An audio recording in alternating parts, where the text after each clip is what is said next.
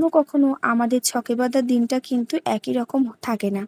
একটু এদিক ওদিকও হয়ে যায়। অন্য দিন যেরকম ভাবি একটার পরে একটা কাজ করব, হয়েও যায়, কিন্তু সেদিনটা ছিল শনিবার। খুব ব্যস্ততার ভিতরে গিয়েছে। কারণ সেদিন আমার বাড়িতে আমার কাছের খুব একজন মানুষ আসার ছিল, বা আমার একটা মানে ভাইঝি হয়, সে খুব আমাকে ভালোবাসে। ও আসবে বলে সকাল থেকে ভেবেছিলাম তাড়াতাড়ি রান্নাবান্না করব।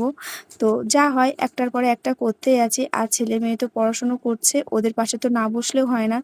যারা পড়াশুনো করে, যাদের মা মানে তাদেরকে গাইড করে, তারাই জানে যে দুটো বাচ্চা এক হাতে মানুষ করতে গেলে কতটা টাফ। তো যাই হোক, আমি রিক্তা, আমার একটা ব্লগে সবাইকে অনেক অনেক স্বাগতম। তো আমি সকালবেলা সব কাজ করে এসেছি। এসে আমার ছেলে-মেয়ের জন্য বানিয়েছিলাম রুটি আর আলু ভাজা। ওরা রাতেই বলে রেখেছিল, "মা, আমি কিন্তু আলু ভাজা আর রুটি খাবো।" এটা আমার মেয়ের ভীষণ পছন্দের। আলু ভাজা ও খেতে ভীষণ পছন্দ করে।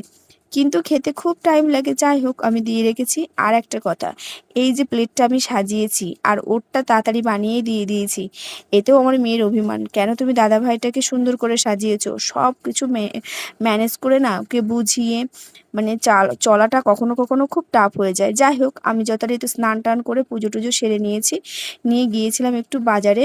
তো বাজার করে নিয়ে এসেছি। যেহেতু মাসের শুরু, তো আমি একবার সবজি বাজার, মুদিখানা সবই করে নিয়ে এসেছি। এবার এগুলোকে গোছাতে হবে। আর হ্যাঁ, আমার মাম্মাম কিন্তু ভীষণ খেতে ভালোবাসে পাকা পেঁপে। পেয়েছিলাম, নিয়ে এসেছি।